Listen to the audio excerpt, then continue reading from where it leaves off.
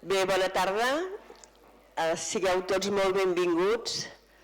Senyora Pallarès, regidors Bages, Dani Rubio, Manel Muñoz, Tomàs Vázquez, la diputada Noemi Nieto. Veig per aquí al darrere el president de la cambra, el senyor Joan Besora del Port, i veig també representants d'empreses que ens donen suport, com Caixa Guissona, Proasa.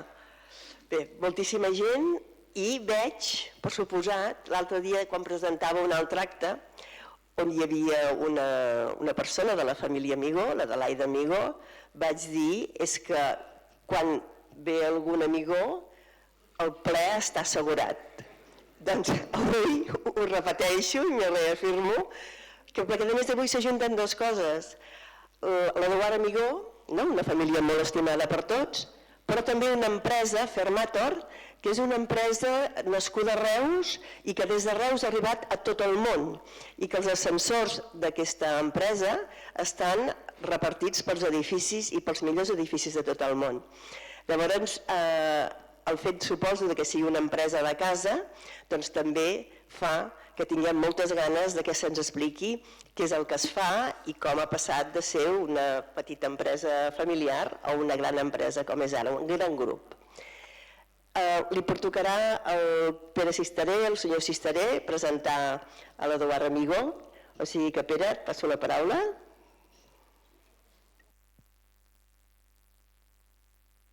Bona tarda. Autoritats, socis del Círcul, mecenes de la Fundació, familiars i amics de l'Eduard. Bona tarda a tots i a totes. Ja em perdonareu si em deixo algú o si no segueixo massa bé el protocol. Jo normalment no faig això. Això normalment ho fa la presidenta del Círcul, la senyora Patricia Tarradellas, o la Ima Mis, la nostra coordinadora de tots els actes que organitza la Fundació del Círcul. Però, com que la idea que vingués l'Eduard avui aquí i ens presentés aquesta companyia va ser meva, dic, doncs ho faig jo, no? Total, un dia és un dia. També hi ha algun motiu personal que comentaré després. Bé, un petit currículum de l'Eduard, que les principals idees me les ha fet arribar ell. Doncs l'Eduard és d'una família de bodeguers, no? I molt vinculats a l'exportació en el seu dia, no? I doncs tot el tema del comerç internacional sempre ha sigut present a la seva família. El seu avi Joan va estudiar a l'estranger als anys 30, que Déu-n'hi-do. El seu pare Francesc també tinc entès que a finals dels 60 va estudiar i treballar a l'estranger. Per tant, a casa seva era normal anar i venir, molta gent també venia de fora, de tercers països, no? I, en paraules de l'Eduard, això el fascinava. Encara el fascina. Va estudiar ADE a la European University de Barcelona, va acabar l'any 1994 i a continuació amb una beca del COPCA, això el COPCA m'ho he de mirar sempre, Consorci de Promoció Comercial de Catalunya, COPCA. Va fer un postgrau en Comerç Internacional a la Cambra de Comerç de Terrassa. Pràcticament al mateix temps, el 94 també, el 94 va ser un any important per l'Eduard, va entrar a Tecnolama. Tecnolama, una de les empreses que ha donat forma al grup Fermator, no? I va entrar com a becari. I, també en paraules d'ell, sorprenentment, va ser nombrat director d'exportació al cap de poc. Lo de sorprenentment ho diu ell. També demostra el bon ull del que el va nombrar, no? Per tot el que direm a continuació. L'any 2000, coincidint amb la primera expansió internacional del grup, va ser nombrat director comercial, el 2010 membre del Consell Directiu, el 2021 i el 2021 co-CEO del grup, és a dir, ell juntament amb el seu company Jaume Vichetto, doncs són els dos CEOs del grup, per això diuen que són co-CEOs, evidentment repartint-se les àrees, lògicament. Aquest 2026 farà 32 anys que l'Eduard està treballant al grup Fermator. Això li ha permès combinar la seva vocació pel comerç internacional i també comprovar una idea que tinc entès que té bastant arrelada, de que la visió a llarg termini és no l'única, però és una de les raons que una empresa d'àmbit familiar i local esdevingui una empresa global. M'he permès 4 paraules, o 8, perquè jo m'enrotllo una mica, però més personals. Doncs l'Eduard i jo no som amics, o no érem amics. Espero que a partir d'avui ja ens ho puguem considerar, no? Però aquí Reus és petit, encara que ell viatja molt, coincidim a Monterols, coincidim a Vilafortuny, jo sabia on treballava, ell també, i crec que hi ha una certa empatia entre nosaltres, almenys per part meva, i crec que és mutu, no? Quan he llegit les 4 ratlles del currículum que m'ha fet arribar, també he entès una mica per què, no? Crec que hem compartit alguns paral·lelismes. Ell porta 32 anys a l'empresa, jo n'he estat 37 a la mateixa. Jo ja no puc sumar més anys perquè estic jubilat, però crec que ell encara, en aquest cas, m'atraparà i em superarà, no? Crec que els dos hem crescut, ell està creixent i jo ja no creixo, perquè ja he crescut professionalment una mica al ritme d'empreses que han crescut molt i que han partit també d'un àmbit local per arribar a molts indrets de tot el món, no? Per tant, encara que no hem canviat d'empresa durant molts anys, ens ha permès, el ritme de l'empresa ens ha permès créixer també professionalment, no? I per últim, em sembla que el que deia abans, que li dona importància a la visió a llarg termini, i per mi és un concepte molt important. A la meva vida sempre ho ha sigut, ara que avui en dia em posaré ja una mica gran, no?, amb aquests rotllos, però tot és viu el dia a dia, sí, això estem d'acord que s'ha de viure el dia a dia, però jo crec que no es pot perdre aquesta visió o aquest concepte de llarg termini, no? També tenim diferències entre ell i jo, però les diferències no us les diré perquè he començat a veure diferències i quasi totes m'ha guanyat ell. Per tant, no parlaré de diferències i no m'enrotllaré més i dono la paraula a l'Eduard perquè ens expliqui el procés d'aquesta gran companyia que és Fermator. Gràcies.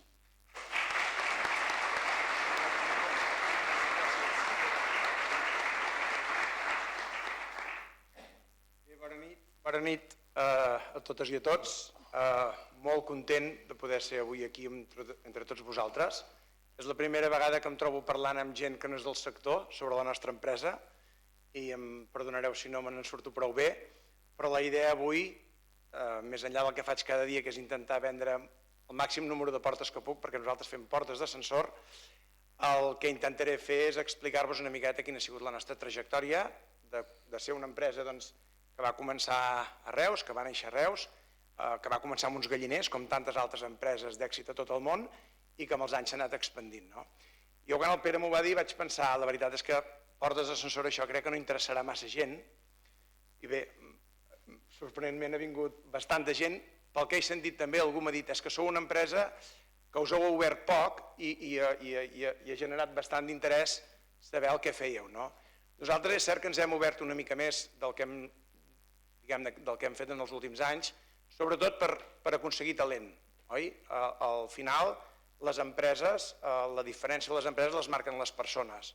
I poder aconseguir bon talent, poder vendre l'empresa, qui som, què fem i on anem, i a través d'obrir-te al territori i a través d'aquesta obertura aconseguir talent, si ho aconseguim doncs ja serà tot un èxit. Llavors, la convocatòria d'avui també és per part nostra donar-nos una miqueta més a conèixer i potser entrar una mica en els detalls de com hem anat desenvolupant tot aquest projecte que fa ja 50 anys, l'any que ve farà 50 anys, el 77 es va fundar l'empresa, per tant farem 50 anys l'any que ve, que és una data que intentarem celebrar de la millor manera possible.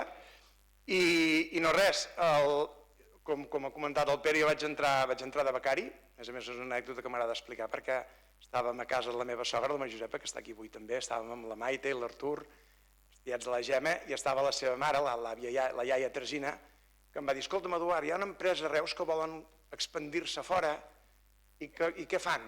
Portes d'ascensor, malament. Això no em va interessar gens. Jo volia entrar en una empresa d'un cert nivell ja per poder desenvolupar la meva carrera i va insistir molt en que portés el currículum. Per aquí hi ha la Cori Comte. On estàs, Cori? Cori? La Cori va estar treballant tots els anys de la seva vida a l'empresa, em sembla que vas començar com amb 18 anys o així, no, Cori? I els galliners, I no res, vaig portar el currículum, ell el va fer córrer i va arribar on havia d'arribar i doncs em van agafar en aquest primer any de prova on vaig fer molts errors i arrel de fer errors el que em deia el jefe és si t'equivoques, no, em deia s'equivoca qui treballa, qui no treballa no es pot equivocar. I és una frase que a mi m'ha acompanyat sempre. He intentat equivocar-me el menys possible, però ens hem equivocat, però arrel de l'error també hem après, oi? Llavors, us projectaré un vídeo que dura uns 3 o 4 minuts, que és una miqueta un viatge virtual per les fàbriques que tenim a tot el món, i després entrarem una miqueta més en matèria i que en qualsevol moment en què se'm vulgui interrompre per fer preguntes, no sé com marca el protocol, si això es fa al final, ho feu al final, doncs ho respectarem, i anem amb aquest primer vídeo i després entrem amb la presentació. En cada ascensor del mundo hay una historia que se mueve con nosotros. Y este movimiento nos ha llevado muy lejos.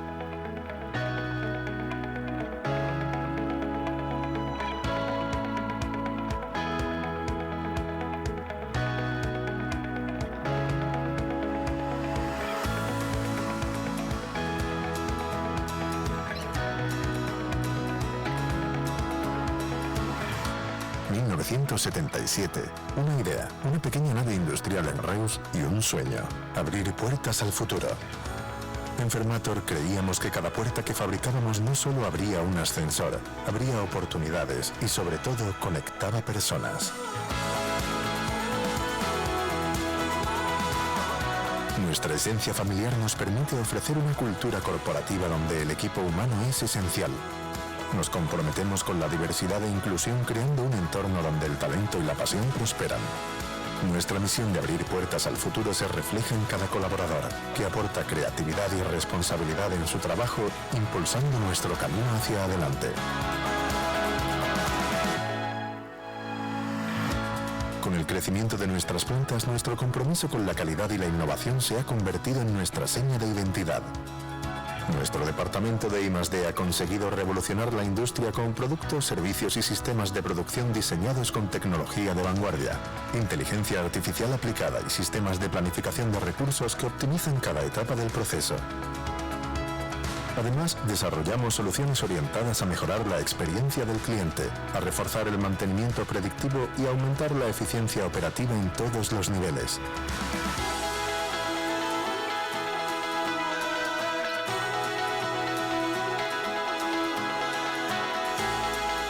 Y así, con el paso de los años, aquel pequeño taller en Reus se transformó en una sólida empresa con una red internacional presente en los principales mercados del mundo. Una empresa reconocida hoy como un referente mundial en el diseño, fabricación y distribución de puertas automáticas de ascensor. Gracias a esta presencia global hemos conseguido estar presentes en edificios de todo el mundo, trabajando codo con socios estratégicos y clientes en mercados clave. Porque detrás de cada puerta que fabricamos hay mucho más que tecnología. Hay seguridad, hay confianza y hay un compromiso continuo con nuestros clientes. Escuchamos, entendemos y entregamos soluciones personalizadas que cumplen con sus expectativas, mostrando siempre una cercanía que nos distingue y diferencia. En Fermator entendemos la sostenibilidad desde un punto de vista ESG de 360 grados. Creemos en una forma de trabajar que deja huella, responsable, ética y con visión de futuro. Por eso, diseñamos con eficiencia y calidad en todos los procesos. Reducimos nuestro impacto pensando siempre en el mañana. Impulsamos entornos diversos, igualitarios y seguros donde las personas puedan crecer. Y actuamos con integridad, incorporando la sostenibilidad en cada decisión.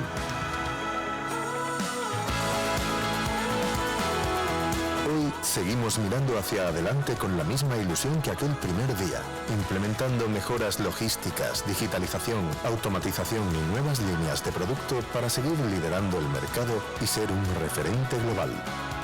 Porque para nosotros el futuro no es un destino, es un viaje.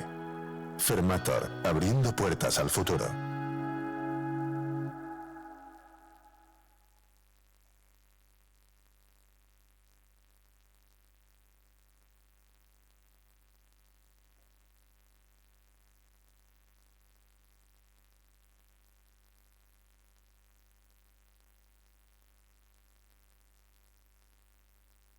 Aquí, molt bé.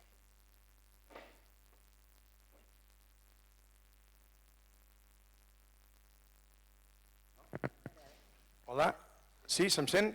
Bé, jo, si em permeteu, m'aixecaré, perquè em sembla que serà més còmode veure la pantalla també, i entrarem una miqueta a lo que és la presentació que hem preparat avui.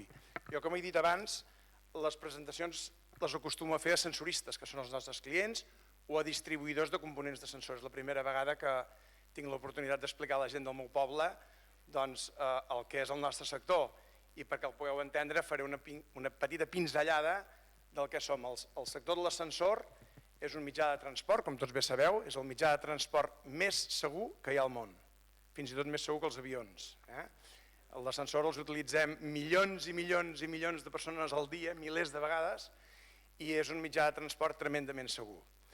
Llavors, a partir d'aquí faig una petita pinzellada a el que ha sigut la història del sector de l'ascensor, que un dels pioners va ser Arquímedes, que ja 3 segles abans de Crist, doncs ella va muntar sistemes hidràulics amb politges de càrrega per transportar sobretot aigua i líquids. Però no va ser fins al 1852, i això és molt rellevant, que hi va haver un senyor que es diu Elisha, o es deia Elisha Otis, que aquest senyor a l'Hotel Cristal de Manhattan, en una fira internacional que hi va haver, va presentar el primer ascensor que, en cas de que es tallessin els cables de l'ascensor, hi havia un sistema de seguretat que frenava l'ascensor i que feia que l'ascensor no caigués al forat.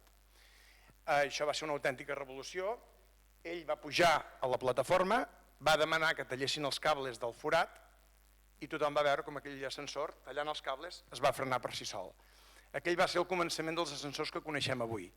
El senyor Otis va ser el fundador un any després de l'empresa Otis, que és la número 1 a tot el món. Això penso que és que moltes vegades hi ha inventors que tenen idees i que ho fan molt bé, però que després no són bons empresaris. Ell va ser un bon inventor i un bon empresari i avui són un bon client de la nostra empresa. Després, perquè entenguem com han pogut créixer les ciutats només han pogut créixer perquè han existit ascensors. És a dir, abans que hi haguessin ascensors, doncs els edificis se feien de 5, 6, 8, 10 parades. Inclús a Xina, fins es fa no massa, fins a 10 parades, la llei permetia que els edificis es muntessin sense ascensors. Ara ja la llei obliga a que hi hagi d'haver sempre un ascensor. Llavors, els grans edificis, els grans gratacels, si heu tingut l'oportunitat d'anar-hi alguna vegada, difícilment trobareu un ascensor que us porti fins dalt de tot, perquè hi ha un altre inconvenient, que és que el pes dels cables, quan l'ascensor té que pujar fins a l'última planta, és tan gran que s'ha de fer en parades. Vas fins a la planta 50 i de la planta 90. Ara també s'ha inventat un ascensor, que en aquest cas ho ha fet Thyssen, que el que fa és et puja fins a la planta 60, es transporta horitzontalment per agafar un altre forat i l'usuari no surt al mateix ascensor per arribar a dalt de tot. Vull dir que és un sector que continua evolucionant molt i que en la innovació és on basem sobretot l'èxit que hem tingut, que tenim i que tindrem en el futur. Nosaltres sempre se'ns diu des de la propietat que hem d'innovar, i això ho hem de portar gairebé tatuat perquè cada dia que anem a l'empresa hem d'intentar fer alguna cosa diferent. Llavors, a nivell de població, el 55% de la població mundial viu en zones urbanes i això no deixa de créixer, és una dada també que continua creixent cada any i que per tant entenem que el nostre sector, que aquí parlem que té un creixement previst fins al 2040 d'aproximadament un 5 o un 6%, estem en un sector, en una indústria creixent. Per sort, els edificis continuaran tenint ascensors i si som capaços de continuar innovant, seguirem capaços de continuar fabricant les portes de tants ascensors. Quant a dades, es munten cada any 1.200.000 ascensors al món, aproximadament, 1.200.000 ascensors. I el parc mundial és d'aproximadament 20 milions d'ascensors que estan en funcionament. En quant a aquestes dades, nosaltres aproximadament tenim el 20% del mercat mundial, que és una xifra que penso que és una xifra suficientment interessant com per poder-se'n sentir molt satisfet, però jo des de la part comercial i amb una ambició molt sana penso que hi ha un 80% que encara tenim per créixer, vull dir que encara ens queda molta feina a fer per aconseguir convèncer més clients. El 80% del mercat de l'ascensor està concentrat en 8 empreses, 4 occidentals i 4 asiàtiques. Segurament els noms les coneixeu totes. Otis, Schindler, Thyssen, Kone. Aquestes 4 són les occidentals. I després n'hi ha 4 més d'asiàtiques, que és Mitsubishi, Hitachi, Fujitec i Toshiba. Aquestes 8 empreses gestionen el 80% dels ascensors del món. Hi ha molta concentració. Lamentablement, i ho puc dir crec que perquè no hi ha persones del sector de l'ascensor avui aquí, lamentablement aquesta tendència és a més, és a dir, cada vegada la multinacional compra més empreses independents i aquesta xifra cada vegada es fa més gran. Les grans corporacions amb això aconsegueixen més poder per comprar en millors condicions i per poder-te apretar més cada vegada, oi? Llavors, nosaltres sempre ens agrada que les empreses d'ascensors que han tingut una trajectòria familiar i que van començar com vam començar nosaltres al seu dia, puguin continuar sent empreses independents. Però moltes vegades, davant d'un talonari d'una multinacional, moltes empreses el que fan és vendre i traspassar l'empresa amb una gran corporació. Bé, aquesta és la seu central del grup, estem ubicats a la carretera de Constantí. Més endavant parlarem de possibles ampliacions que tenim previst fer.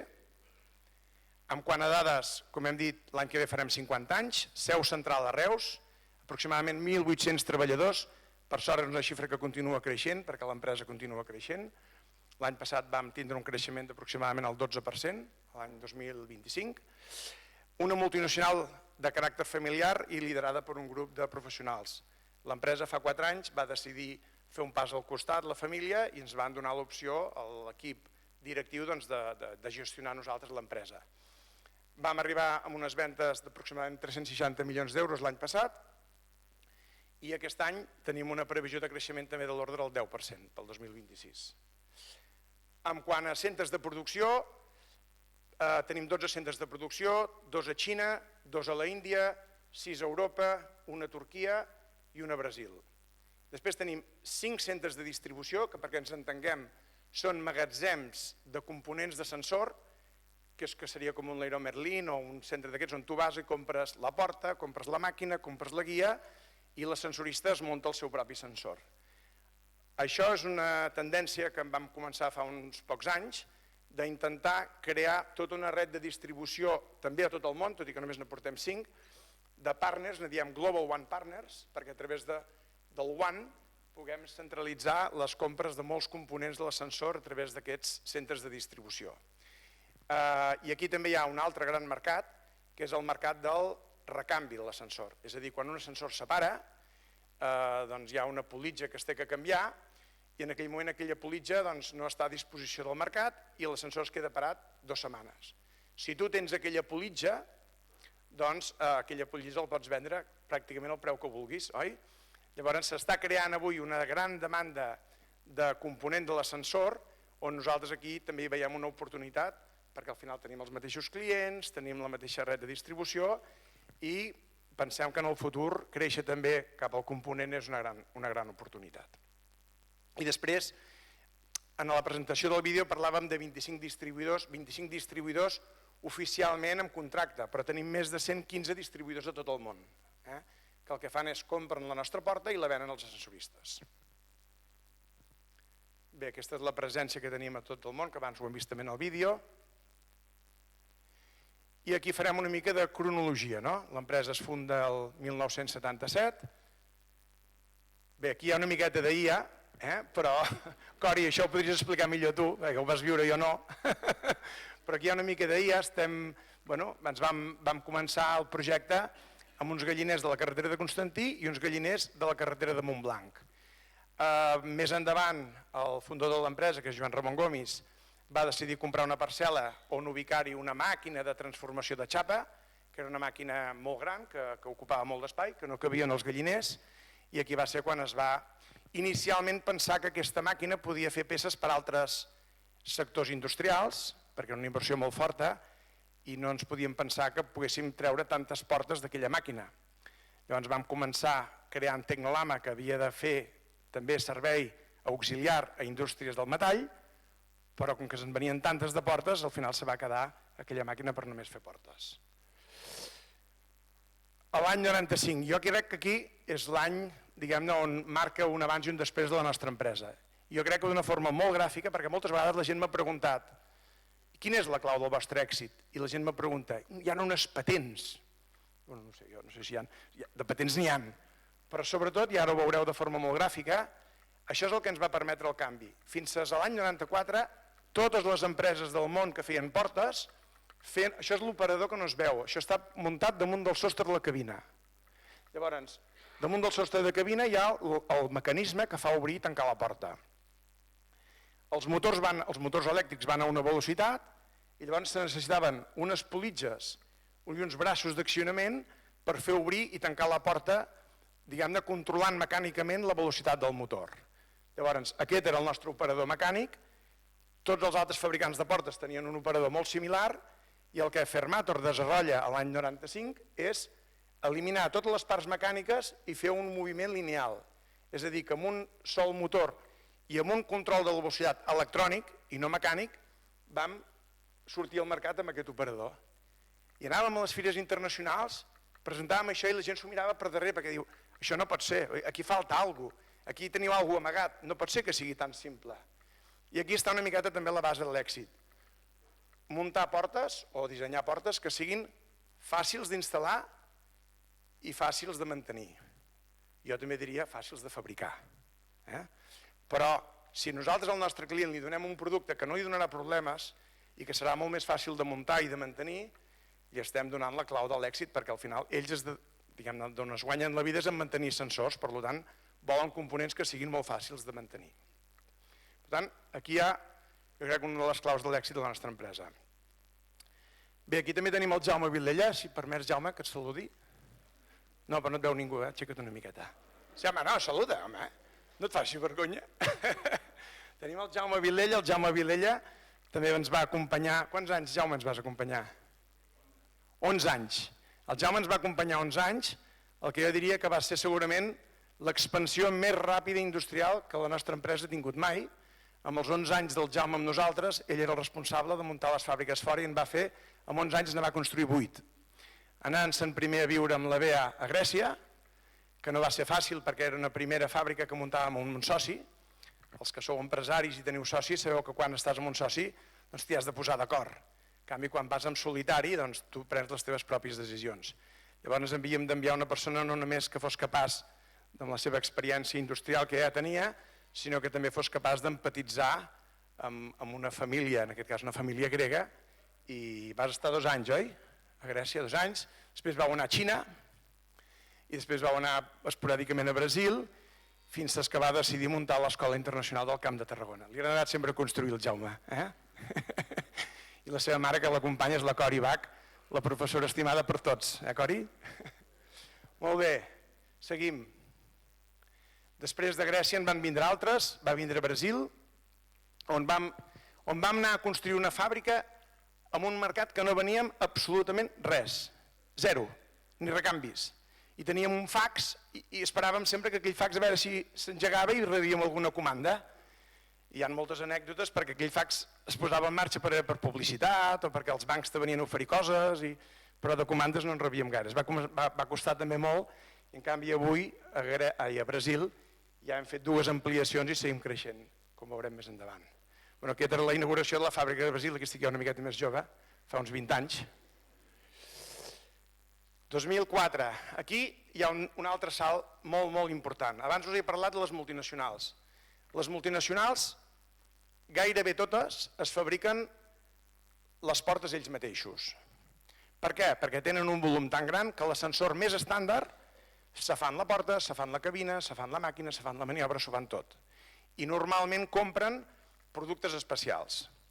Llavors, si nosaltres havíem de créixer, havíem de convèncer la multinacional que deixés de fabricar i comencés a comprar. I com ho fas, això? Doncs en aquest cas vam trucar al senyor Schindler, que com a tal existeix, un senyor suís, el vam convidar que vingués a Reus, veu aquesta porta i diu, això és el millor que hi ha al món, jo vull aquesta porta. Diu, però tinc un problema, diu, jo estic fabricant les meves pròpies portes, tinc les meves pròpies fàbriques, i què en faré si passo a comprar-vos les portes a vosaltres? I doncs, quan poses gent amb una gran capacitat d'innovar i de buscar solucions, vam arribar a una conclusió. Li vam dir, t'autoritzem a que tu fabriquis la nostra porta sota llicència i quan tu ja tinguis les teves plantes fabricant aquesta porta, entrarem en competència i veurem, fabricant la mateixa porta, qui la fabrica amb menys plaç, qui la fabrica amb millor qualitat, qui la fabrica amb més competitivitat, i quan arribem en aquest moment, si vols, ens cedeixes les teves fàbriques. I va ser una manera de créixer de forma no orgànica per primera vegada en la nostra història. Va durar 2 anys. Va durar 2 anys per convèncer-los que nosaltres ho fèiem millor que ells. I vam entrar a treballar per la multinacional. Per fer això havíem de construir una fàbrica diferent, la volíem al territori i la vam fer a Falset. Ens va ajudar molt el Jaume Domènech, el que llavors era l'alcalde de Falset, una persona amb una gran també visió d'intentar portar indústria al Priorat, perquè estàvem, diguem-ne, depenia massa del vi, i vam construir aquesta fàbrica a Falset. Aquí una de les imatges de la fàbrica, una fàbrica molt moderna, molt automatitzada. Després vam obrir el 2006 a Itàlia. Itàlia és on hi tenim més competència al sector. Gairebé tots els fabricants europeus estan a Itàlia i per anar a Itàlia també havíem d'anar-hi oferint alguna cosa diferent. Llavors vam intentar organitzar uns comitès comercials amb clients estratègics. A mi l'italià se'm dona especialment bé perquè de petits anàvem a estiuejar a Itàlia amb els pares i és un país que sempre hi he tingut molta afinitat i la veritat és que ens ha anat també molt bé. Després, el 2007, és quan ens quedem amb aquesta fàbrica de Schindler que hem comentat abans, amb aquest creixement no orgànic. El 2008 fem un altre salt tecnològic en el que abans us he parlat del control electrònic del moviment del motor. Però no us he parlat encara del motor perquè l'any 2008 fem un nou invent i ens traiem de la xistera un operador amb un motor d'imants permanents. Això dels imants permanents ara ho haureu sentit a dir també, no? Les terres rares, que els xinos tenen tota la fabricació d'imants permanents, ens ho han fet passar bastant malament. De fet, ens hem hagut d'estocar amb més de 2 anys d'imants permanents per, diguem-ne, evitar que les guerres entre els americans i els xinos facin que ens quedem sense producte, però vam dissenyar un motor que és una tercera part més petit que el motor que fèiem servir fins ara, que a més té la meitat del consum i que a més pràcticament no té desgast. Per tant, també és un salt tecnològic molt important. Després comencem l'expansió asiàtica, ens anem a Xina. A Xina ens va passar el que segurament ha passat a moltes empreses i a més vam anar de la mà d'uns assessors externs, un ex-ministre d'Assumptes Exteriors belga, Jean Bourguignon, que el van fer vindre, un home amb molta experiència en Xina, i ens va dir, a Xina heu d'anar sols, no us compliqueu la vida amb un soci. Però encara el 2010 no ho teníem tan clar i vam dir, home, doncs potser sí que ho hauríem de fer amb un soci.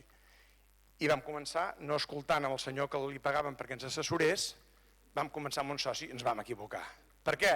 Ens va dir, a més jo recordo aquesta frase, diu, bueno, vosaltres mateixos, però si us en sortiu, digueu-m'ho perquè sereu l'única empresa que se n'ha sortit. Vam anar amb un soci i el soci automàticament ens va fer la competència al cap de poc temps i va muntar una fàbrica copiant el producte i a més amb tota la cara del món. Vam haver de trencar amb aquell soci, li vam vendre la nostra participació i vam crear una fàbrica nova, en aquest cas ja en solitari. Però ens ha anat prou bé perquè després n'hem obert una segona, després vam anar a la Índia. A la Índia jo segurament és on puc explicar una de les millors anècdotes comercialment que tenim, que és que la primera fira que anem a la Índia, estàvem allà amb un estand i algú dels que vam vindre a Reus fa poc ja la sabeu aquesta història perquè és una història molt bonica, que hi havia un senyor que tot el dia donava toms pel nostre estand i el meu jefe, el senyor Gomis, em deia: Eduard, aquest noi que dona toms per aquí, pregunta-li qui és. I quan jo hi anava s'amagava i marxava. I tornava a anar i tornava a marxar. El segon dia igual. I el tercer dia, clar, que el jefe et digui 3 vegades: escolta, Eduard, a veure qui és aquest noi. Vaig anar per darrere i el vaig agafar per l'ombro i li vaig preguntar: qui ets? I em va dir: I am nobody. Vol dir, jo no sóc ningú. Diu: home, dic, algú ets, no? Bé, i llavors em va dir: no, jo no tinc res a veure amb aquest sector, jo venc Nokias, el Nokia és un mòbil que està de baixa, les vendes en van avall, hauré de tancar la botiga i per tant vinc a les fires a intentar buscar oportunitats. Diu: i no sé què té el vostre estand, que veig sempre alegria, veig sempre que hi ha molt d'interès per part dels clients que venen, i us observo i intento aprendre. I aquest nano li brillaven els ulls d'una manera diferent. Això sempre ho explico perquè és una cosa molt, una relació molt química, no?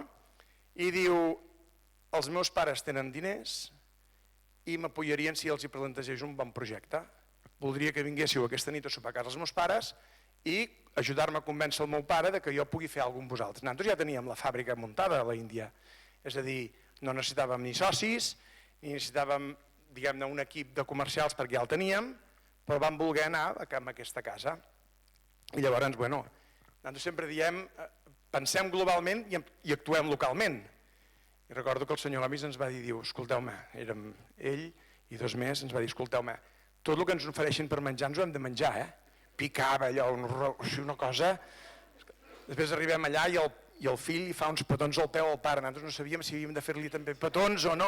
Ens vam acotxar, ens van dir que no. Bueno, totes aquestes anècdotes que quan tens la sort de treballar en una empresa que dona aquestes oportunitats, doncs les has de saber viure i gaudir, no? I aquest nano convenç el seu pare perquè li deixi uns diners i amb aquests diners ens demanen unes portes. Ens diuen: amb aquests diners quantes portes me podríeu donar? Vam fer els càlculs, però és que ell no sabia ni quines portes havia de comprar. Diu: però i quines us compro? Doncs aquestes són les que es consumeixen més, aquestes són per això. No en tenia ni idea. O sigui, li parlaves i ell li sonava xino, però tenia ganes. En un mes les va vendre totes. Al cap d'un mes ens va fer una comanda 3 vegades més gran. Avui és el nostre client més gran a tot el món. I a més, després ens hem acabat associant i és que a més som gairebé membres de la família. El meu fill Eduard, que també està aquí, els meus 3 fills estan aquí avui, la meva dona, la Gemma, està aquí també. L'Eduard hi passa temporades amb ells, no? I la veritat és que són part de la família Fermator, la família Modi. Bé, seguim. El 2011 obrim fàbrica a Polònia per intentar-nos també apropar a tot el mercat de l'Europa de l'Est. En aquell moment també no hi havia la guerra amb Ucrània i vam començar a vendre moltes i moltes portes a Rússia, que degut a l'embarg hem hagut de deixar de vendre, lògicament. Després vam obrir la segona fàbrica a la Xina, el 2014, i el 2022. Molts recordareu el que va passar el 2022 amb la Filomena. La Filomena va entrar per Espanya i va arrasar amb tot el que va trobar. Va ser una tormenta de neu com no havíem tingut segurament abans, des de feia molts i molts anys, i a Falset es van arribar a acumular fins a 70 centímetres de neu al sostre de la fàbrica.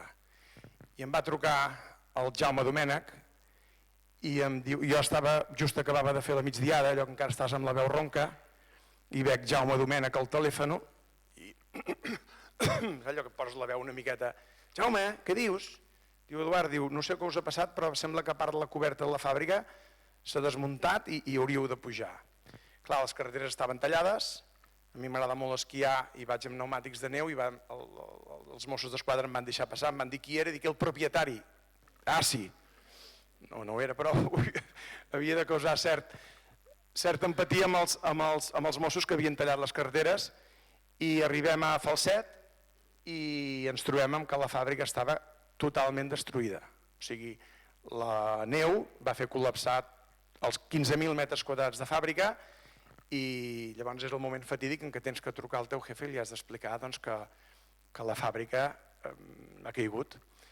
I per molt que ho intentés explicar de la millor manera possible, al final li vaig dir: senyor Gomis, ja no hi ha fàbrica. Llavors crec que en aquell moment ell va ser conscient de l'abast la catàstrofe, i va dir una frase que també no oblidarem mai, que va dir: jo estic molt lluny, confio en vosaltres, munteu un equip per intentar gestionar aquesta situació i en els pròxims setmanes, mesos, decidirem què fer. Llavors se'ns demana que fem un pla d'estudi de què costava reconstruir la fàbrica i de si teníem altres alternatives de repartir la feina que feia aquella fàbrica amb altres fàbriques del grup. Com us podeu imaginar, amb més de 200 persones treballant a Falset, genera molta tensió, la gent no sap si es quedaran en els seus llocs de treball o els acabaran perdent. Decidim de moment, fem moltes coses, jo truco al senyor Pellicer, que està aquí, també, bona nit, Carles, i li explico la situació, perquè hi havia un terreny que estava al costat de la nau, que era de l'Ajuntament, i li dic: Carles, necessitaríem utilitzar temporalment aquest terreny per aparcar-hi els cotxes, i em vas dir alguna cosa així com en situacions extremes, doncs solucions també excepcionals, molt bé, excepcionals m'ho vas dir. I va ser una gran ajuda perquè ens va permetre traslladar el pàrquing dels cotxes de l'empresa, que són 500 cotxes aproximadament, i muntar allà on teníem el pàrquing una nau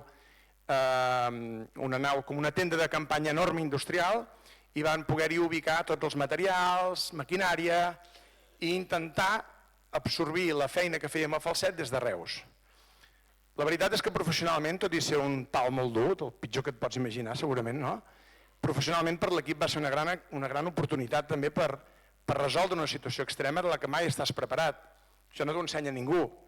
I ens vam reunir a les 6 del matí, ens va trucar des de Presidència de la Generalitat, que el Pere Aragonès volia vindre's a fer una foto, i vam dir: ara hem de treballar, ara ens toca estar aquí intentant solucionar el problema, parlar amb els clients i dir-los als clients com ho resoldríem, però sobretot durant 3 mesos hi va haver molta tensió perquè no se sabia si la fàbrica es construiria de nou o no. I llavors segurament un dels moments més emotius de l'empresa és quan la propietat decideix finalment reconstruir Falset de nou i reuneix a tota la plantilla de Falset i els hi comunica que l'empresa, tot i que potser econòmicament no era la decisió més viable, per ells, per la gent, es decideix reconstruir la fàbrica, i aquí és un moment de... Ara mateix tinc el gallina de piel total perquè ho recordo, i la gent s'abraçava, plorava, va ser un moment molt bonic també, no? I vam reconstruir Falset, aquí unes imatges, això és com un tsunami de neu, vull dir, va arrasar amb tot, va quedar la fàbrica feta un nyap, i en 4 mesos ja començàvem, època de Covid i sense materials, vam començar a reconstruir la fàbrica. I des de parlar amb el de la línia de pintura i et deia que un plaç d'entrega d'un any i mig, i aconseguir la línia de pintura en 6 mesos. És a dir, aquí va haver una gran tasca de tot l'equip d'intentar aconseguir coses absolutament excepcionals, com deia abans el Carles, decisions excepcionals. Doncs aquí també la negociació amb tots els industrials va ser un moment molt dur, però també al mateix temps professionalment molt gratificant. Bé, el 2024 inaugurem la segona fàbrica de l'Índia i a més, a la inauguració de la segona fàbrica de l'Índia amb 700 persones convidades, els anunciem que ja estem construint la tercera. Vull dir que l'Índia, si us hi fixeu, geogràficament té una superfície més petita que la Xina i ja té molta més població que la Xina. Per tant, l'Índia és el mercat que per nosaltres té més previsió de creixement de futur i és on hi estem apostant més actualment. Som líders indiscutibles al mercat de l'Índia i intentarem continuar sent amb la nova fàbrica que muntarem. Això també era allò del pensar globalment i actuar localment. No vas allà i et fan fer tots els rituals, doncs els fem i encantats de fer-los.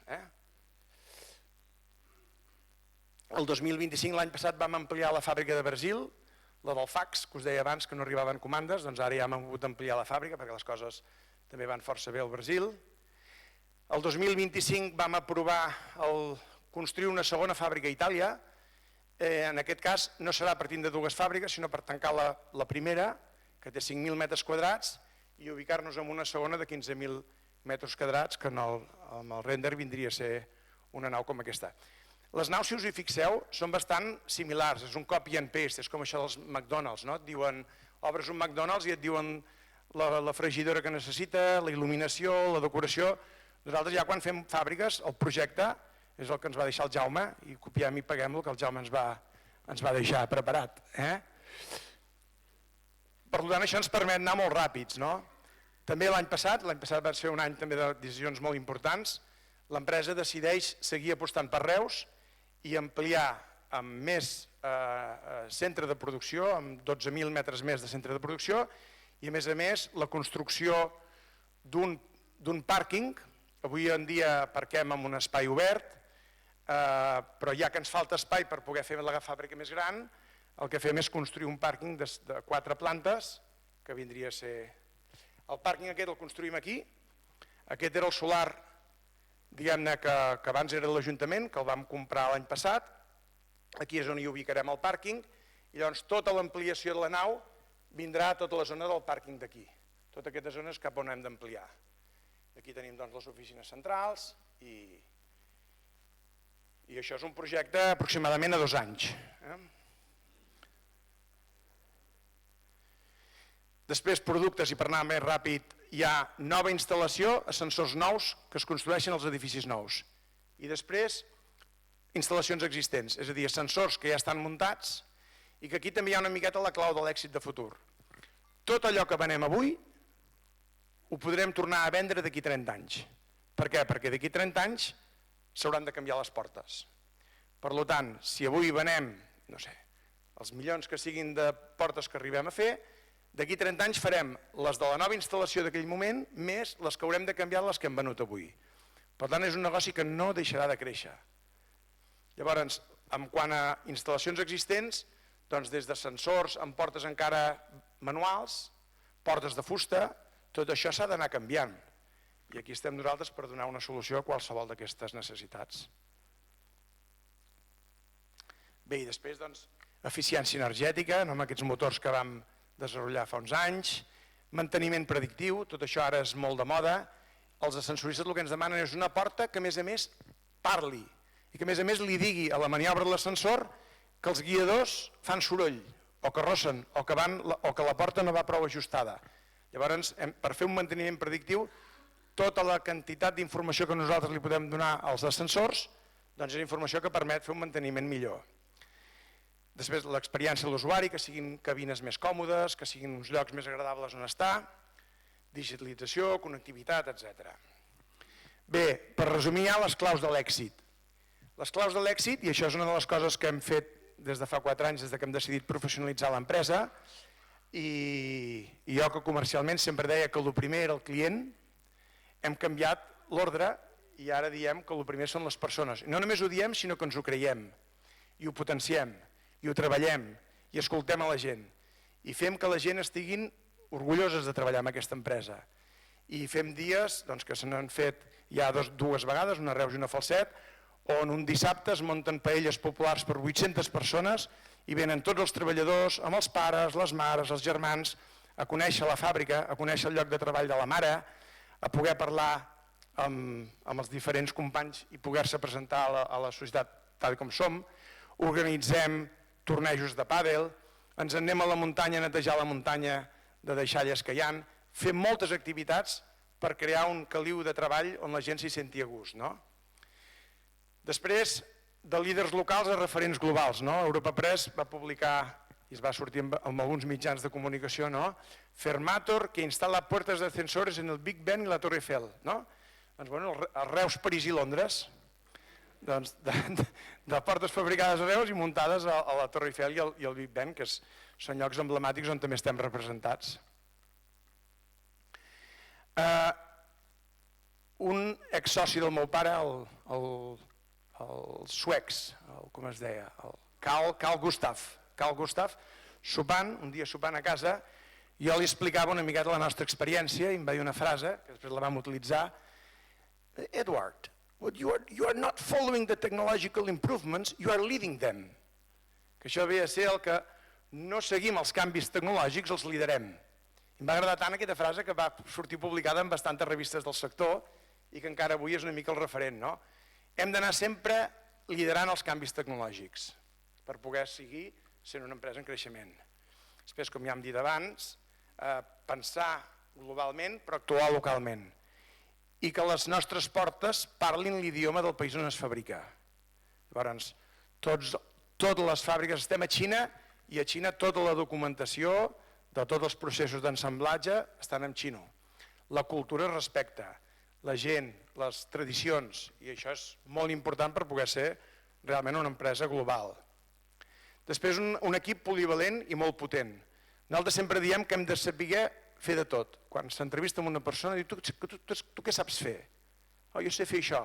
I si es donés la circumstància que haguessis de fer allò, intentem sempre buscar aquesta polivalència perquè com a empresa, els nostres orígens, vam haver de fer de tot i sempre volem gent que sigui capaç també de poder fer de tot.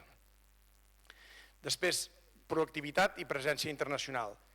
Participem en totes les fires que es fan del sector dels ascensors, que se'n fan constantment. Cada any tenim participació en 3-4 fires internacionals, des de fires que es fan a Alemanya, a Xina, a la Índia, al Brasil, a Europa, vull dir, allà on hi ha una fira intentem anar nosaltres. Després també fem roadshows. Els roadshows són, tenim una furgoneta gran amb mostruaris de portes petites i ens anem per tot Espanya o per tot França o per tot Alemanya a trucar al porta a porta a l'ascensorista per ensenyar-li les solucions que tenim. I bé, al final és això, una empresa industrial, global, innovadora i humana que vol mantenir-se sent un líder mundial del sector i seguirem creixent des de Reus cap a tot el món. Això és el que intentarem. I aquí...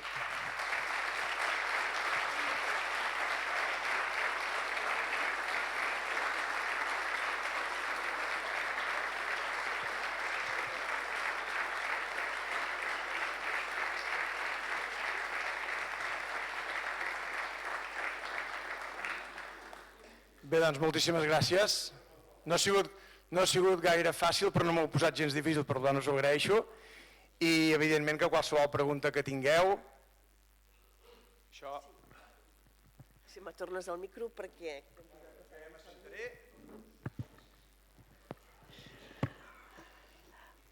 Bueno, Porto no sé si ha sigut fàcil o no, però per nosaltres ha sigut molt fàcil seguir-te. Molt fàcil. Si algun dia et quedes a l'atur, cosa que no crec, et pots dedicar a guanyar-te la vida xerrant, perquè l'hem seguit de tot, ho hem entès tot molt bé i segur que també de totes maneres hi haurà preguntes. Allà em sembla que ja n'hi ha una, sí, Edgar?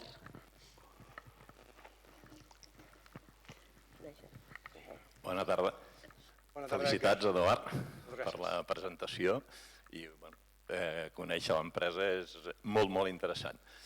I tinc una curiositat molt gran, que és que en l'hora que has estat xerrant no has mencionat ni una sola vegada als Estats Units, l'economia més gran del món. No hi feu res? Ho feu de manera encoberta? No t'agrada Trump? No. Als Estats Units hi ha una fàbrica que gestiona el fill del fundador de l'empresa i que sent que el mercat és un mercat tan diferent al de la resta del món, és a dir, les portes que es munten als Estats Units no tenen res a veure amb les que es munten a Europa, pesen 3 vegades més, per exemple, tot el tema d'homologacions és un tema totalment local, han d'anar a través del Underwriting Laboratories i això és un nightmare total intentar homologar les portes al mercat americà i és un mercat que és totalment aïllat a la resta del món. O sigui, els ascensors dels Estats Units només s'instal·len als Estats Units.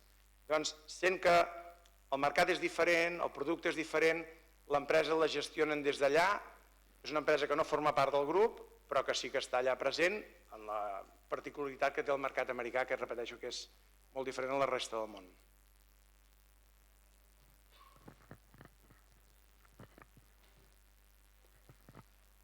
Bueno, Eduard, felicitats, com ha dit el meu germà. Jo ja m'ho has dit abans, aquesta conferència ja l'havia sentit allí un dia que vam visitar la fàbrica, que val la pena de veure, perquè és impressionant, i allí vas comentar que estàveu intentant homologar les portes per aquests gratacels de Dubai, de no sé què, no sé què. Ja hi esteu? Heu aconseguit les homologacions? Perquè això és els gratacels aquests deuen tenir uns ascensors que valen més de 500 euros l'ascensor que ara esteu venent, no? Sí, diguem-ne, el segment de l'alta velocitat és un segment també diferent a la resta. pràcticament tota l'alta velocitat del món es fabrica a Xina, és a dir, si a Barcelona es munta una torre de 60 pisos, l'ascensor vindrà de Xina segur. Llavors, tot el desenvolupament de les portes per ascensors d'alta velocitat ho estem fent des de la Xina, amb un equip únicament dedicat al disseny d'aquestes portes, i l'han d'homologar. Aquests ascensors només els fan les 8 multinacionals que hem comentat abans, no hi ha ascensoristes petits que fan ascensors d'alta velocitat, i les multinacionals has d'aconseguir que les seves torres de proves pugui muntar-se un ascensor amb les teves portes. De les 8 que hem mencionat abans, estem ja amb 2 torres de prova, però aquestes validacions de producte poden durar entre 2 i 3 anys. Jo diria que estem a la fase del 50%. Estem ja allà amb 2 torres, però la quantitat de testos i validacions que s'han de fer són processos llargs i que estic convençut al 100% que entrarem i que triomfarem, convençudíssim, però encara no hi som. Bona nit, Eduard. Moltíssimes felicitats perquè ha estat fantàstic. De fet, escoltar-te, ho deia la Patrícia, ets un grandíssim comunicador i la veritat és que ho deixes molt de la manera que ho expliques i amb la passió amb la que ho expliques, perquè es nota que t'ho estimes. A més, abans el Pere feia referència al cognom Amigó, deixa'm fer referència també al cognom Correig, això vol dir empresa, vol dir comerç i vol dir poesia al món de Reus, i aviat està dit això. Déu-n'hi-do. I també aquesta visió de la família Gomis de fer 2 coceos RTBs, que també és molt bonic això, l'Eduard Amigó i el Jaume Bitxeto, gairebé res, Això és fantàstic, tanquem el cercle.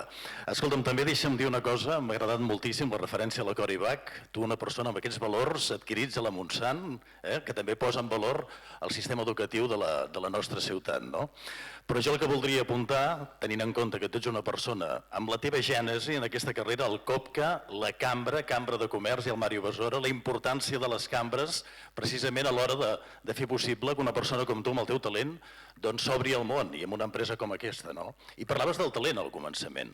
I amb la teva experiència internacional, a l'hora de captar talent, ens podem fixar en algun dels països on treballeu, de dir, noi, aquí ho fan molt millor que no pas a Catalunya, que a Espanya, a l'hora d'intentar identificar talent per les vostres empreses. A veure, no et sabria contestar en quin país el talent és millor o pitjor, perquè tots són diferents. I jo diria que un dels èxits ha sigut la nostra capacitat per entendre que som diferents. Et posaré un exemple més recent. Ens ha costat molt entendre el nostre equip directiu, que és nostre, perquè ja m'ha explicat abans que després de la mala experiència de tenir un soci local a Xina hem hagut de fer empresa nova, de fet ja en tenim 2, i hem creat un equip, perquè això no ho he comentat abans, crec que és important dir-ho, però hem creat un equip local xino que després ens ha costat molt d'entendre, però ho fan molt bé. Llavors moltes vegades diem, escolta'm, potser no cal entendre'ls tant i deixem-los fer. Els indis ens han sorprès molt per com són, d'hospitalaris, de propers, de que a l'indi li interessa molt saber com tu penses, escoltar-te, i llavors la manera de treballar amb un xino i un indi és totalment diferent. Llavors sempre ens hem d'anar adaptant a com ens anem anant trobant els equips i el personal. A Polònia ens està costant molt, a Turquia ens està costant molt. El caràcter turc, per exemple, és molt complicat. Treballem molt amb Turquia i és un mercat, jo diria que potser hi treballem des de fa 32 anys. El 94 ja vam començar a fer les primeres operacions amb Turquia. Però ens costa molt d'entendre aquella gent, no? El japonès ja no t'ho dic. Jo una vegada em vaig trobar en una reunió amb 8 japonesos que jo em preguntava a mi, què hi feien 8 persones? I em van dir, cadascú té una raó per ser-hi. Llavors, és anar-te adaptant, no et sabria dir, els millors són els de Reus, evidentment, el talent de Reus, però sí, adaptar-nos. I després sí que hi ha un tema que és que potser no s'ha comentat, que quan hem anat muntant les fàbriques de fora, abans hem explicat que el Jaume Vilella va anar a Grècia i aquell model inicial on enviàvem una persona de la casa, de la confiança de la propietat, perquè desenvolupés un projecte nou, l'hem anat mantenint, però sempre intentant deixar un equip local i marxar lo abans possible, o sigui, tornar lo abans possible. Jo et diria que ara mateix, de les 12 fàbriques que tenim al grup, només n'hi ha una, la de Polònia, on hi tenim una persona de la casa que encara està acabant de fer el traspàs de responsabilitats, perquè hem tingut una sèrie de problemes amb el director general que vam tindre allà. És que tot el que he explicat sembla molt bonic, però de problemes n'hem tingut no us ho podeu ni imaginar, però es tracta d'anar-los resolvent, no? Però intentem muntar equips locals i que després funcionin sols, reportant a la fàbrica. Després no som una empresa gens burocratitzada, això també és un, diguem-ne, dels ADNs de l'empresa, intentar simplificar al màxim doncs, les operatives, les decisions, que ja tot és prou complicat, no ens ho anem a complicar més. No? Aquesta frase a casa nostra se'ns repeteix constantment també. Hola. Hola, Andreu. Bona nit.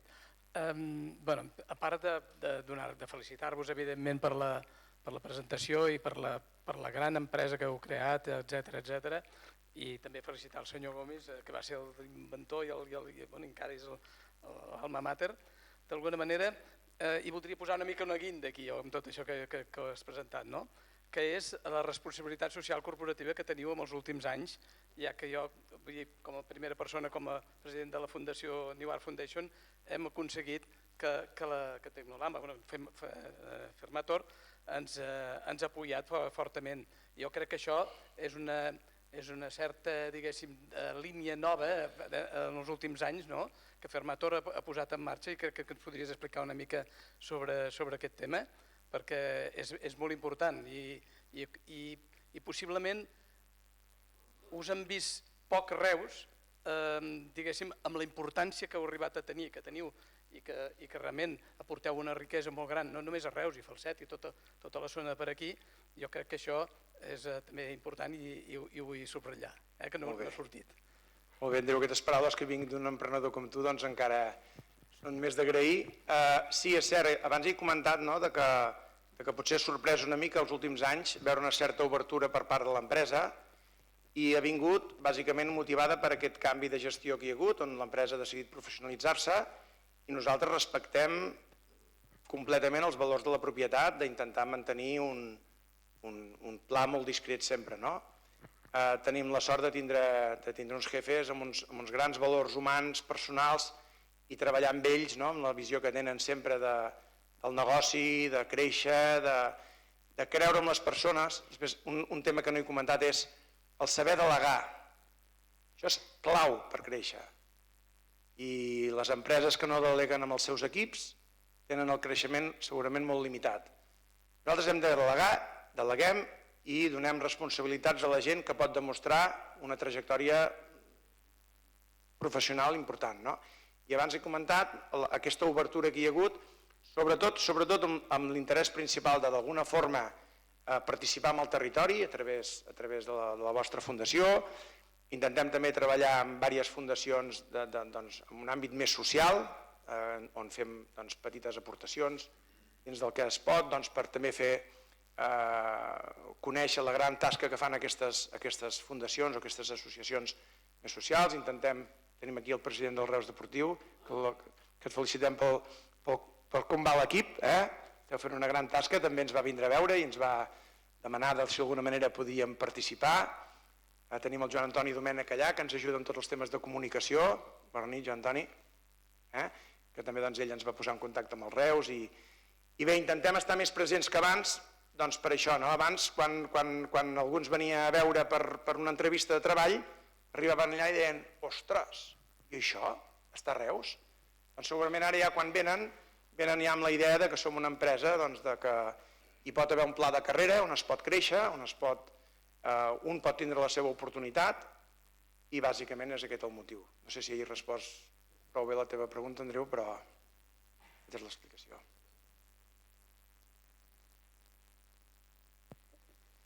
Més preguntes aquí? Quan arribin aquestes portes que parlin amb la llengua, a casa nostra parlaran en català? Sí. Adelaida, sí. És la meva tieta Adelaida,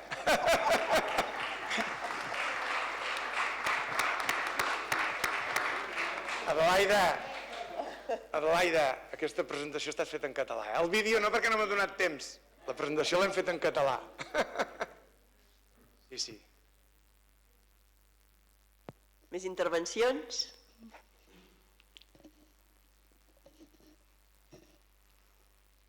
I per part de la Junta? que tenim la Junta, que normalment pregunta, però crec que us ha quedat tot molt clar. Sí? Doncs bé, Eduard, Pere, no sé si vols afegir alguna cosa. No? Sí, jo crec, Eduard, que et felicitem tots, perquè com he dit abans, tots ho hem entès molt bé, tots t'hem seguit rebé, tu has dit, no havia parlat mai d'ascensors amb un col·lectiu, no?, que no fos del RAM, doncs jo no sé el que els expliques als del RAM, però nosaltres hem entès molt bé com s'ha fet l'empresa i també hem entès molt bé, em sembla, no només la part tècnica, no?, sinó també la part humana d'aquesta empresa, que crec que també cal posar-ho molt en valor, no?, una empresa de Reus, modèlica per moltes coses, modèlica per l'expansió, modèlica pel rendiment, però també modèlica pel caliu humà que es respira i segurament tens raó quan dius que els valors de la família que lideren i que han sabut triar a l'equip que han triat és una cosa que marca i que ho condiciona. Així que moltes gràcies per ser aquí, a vosaltres també tots moltes gràcies per venir avui al vespre i jo com que al final sempre hablo de mi libro, demà hi haurà el Javi Torres, que sabeu que és un periodista especialitzat en el Barça i gran coneixedor del Barça, em sembla que va viure a la Masia, crec que va ser en algun moment jugador, i ens va presentar el seu llibre, jo vaig viure a la Masia i està presentat pel Albert Puig, que és un entrenador de futbol. I després el dimarts que ve tenim la doctora Carina Gibert, tornarem a parlar d'intel·ligència artificial, és un tema que anem repetint des de diferents perspectives. Aquesta vegada parlarem d'ètica, intel·ligència artificial i ho fem juntament amb la Fundació del Teatre Fortuny. O sigui que us esperem demà i us esperem dimarts que ve. I a tots vosaltres i sobretot